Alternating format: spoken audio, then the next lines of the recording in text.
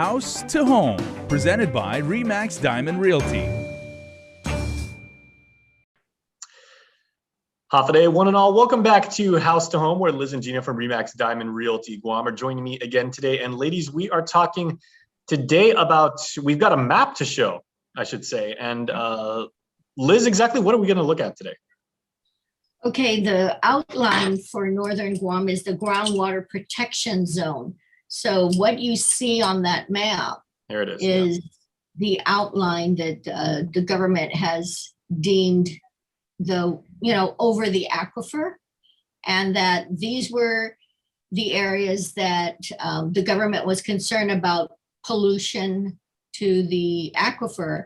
And that's what prompted some concern about the half-acre parcels and about septic tank, type 2 facilities, whether certain areas could actually put in septic tanks and leaching field. And that they purported that septic tanks and leaching fields were responsible for some of the pollution of the nitrates that are affecting our aquifer. Now, this is the area that is of concern. Gina and I are a bit concerned that if that law ever passed, it would affect the values of property in the area. It'll affect people's ability to do parental subdivision. So if they wanted to subdivide a piece of property so that they could give it to their children, it would affect that as well. So we're really concerned with that issue, since many of us may have gotten our properties way back when through parental subdivision.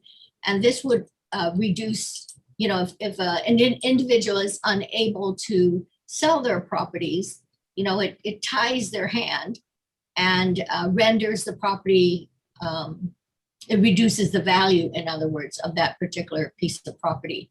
So the bill did not pass, but I know the government probably is pushing to try to get something in place. And if they do so, it would really affect, an individual's right to either sell, subdivide, or build on that particular parcel. So I know right now nothing has happened, but there is concern. One of the surveyors brought it to our attention that someone requested for a legal opinion for the AG to review this situation, because there is a law that's in place that states that you could not build or do something with something less than a half acre. So we wanted again to bring that up, because should let's say the ruling comes back, then everything halts. Everything will stop construction or subdivisions in that northern area within that blue line. So yeah, that's important, Jason, to note. It's, if you take a look at that map again, if you are able to pull that map up. Certainly. We get confused, and I could attest to the fact that even sometimes when I'm dealing with the government of Guam, we always talk about the northern portion of Guam, but if you look at where the blue lines are, so it's the area within the blue lines. If you look at that, it is not all of northern Guam.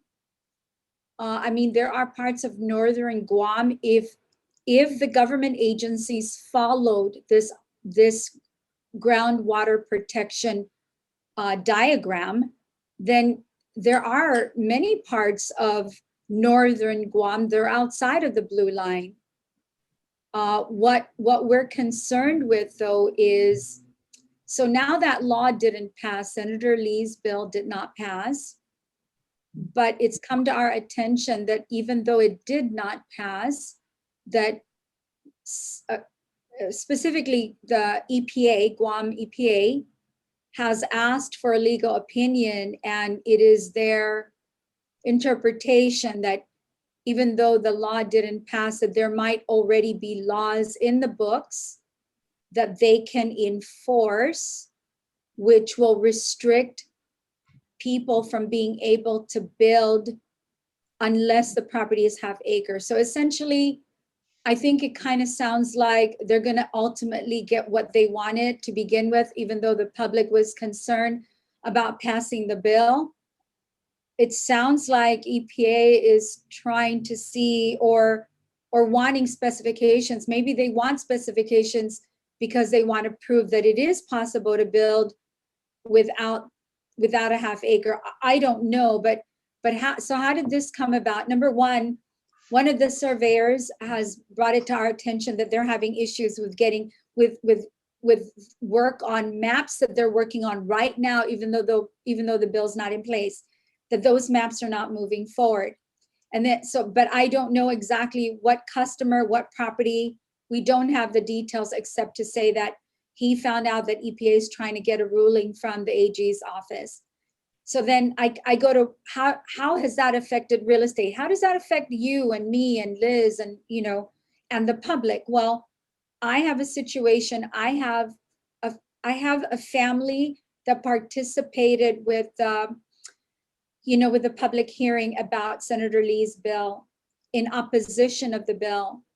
And his situation was his family owns some property, and they came to me about 3 years ago asking me for ideas about what can we do.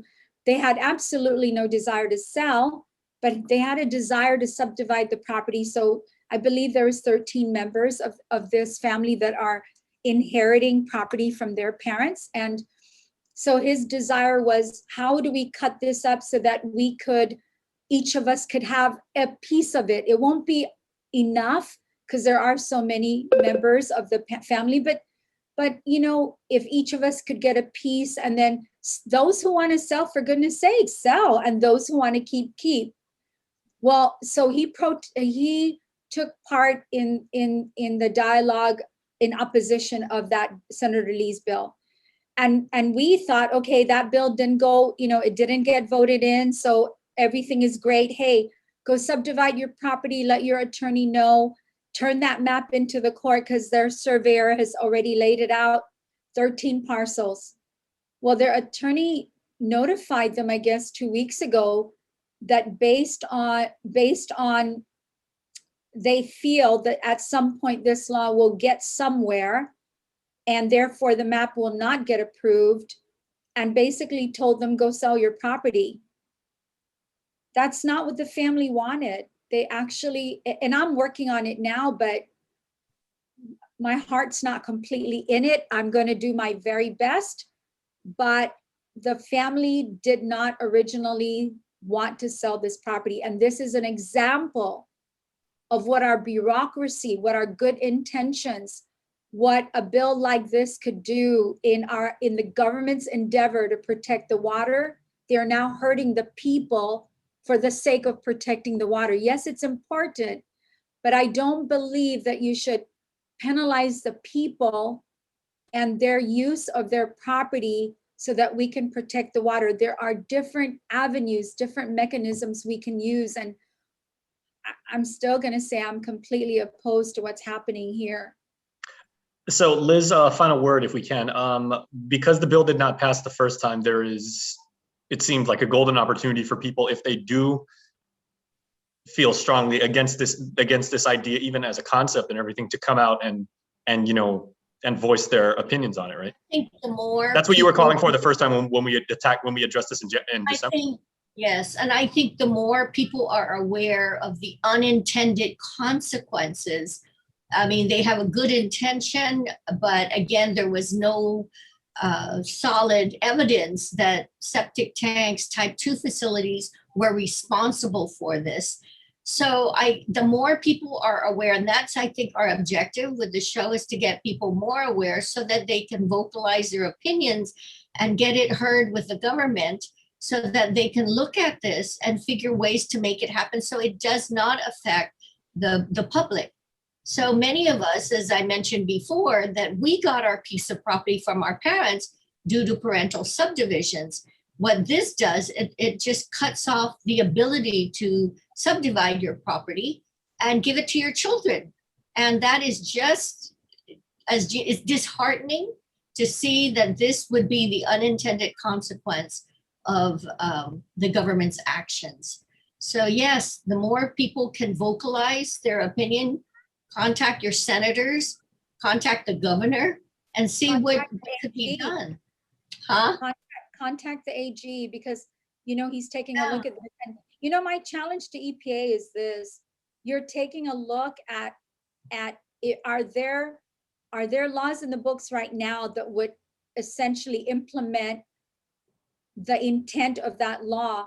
Well, maybe EPA should focus its attention on getting some systems approved and designed and in place. So when people come in, okay, you're not going to be able to use a septic tank, but this is what we've already approved. It's a holding system that does ABC. I mean, why can't the attention be there instead? So, you know, that's my challenge to EPA. Yes, you're contacting the AG to take a look at whether or not you can restrict this if the law doesn't go into a place, but could you look instead at what mechanism we can use so that it becomes possible? Possible. Can you look for solutions? Well, we'll tell you what. Right? You know, yet last night, the governor had her State of the Territory address, and it was a really good address for the people. And it talked about working together to help the community, to get our economy going. And the gist of the message is helping our community. This is another avenue that should be addressed because it does affect our community. So people, speak up, make your voices heard. Two of us can't just do this. Everyone has to speak up. There you go. Simple as that. So ladies, we appreciate it as always. That's our show, everybody. Thank you so much for watching. Until we meet again. Bye-bye.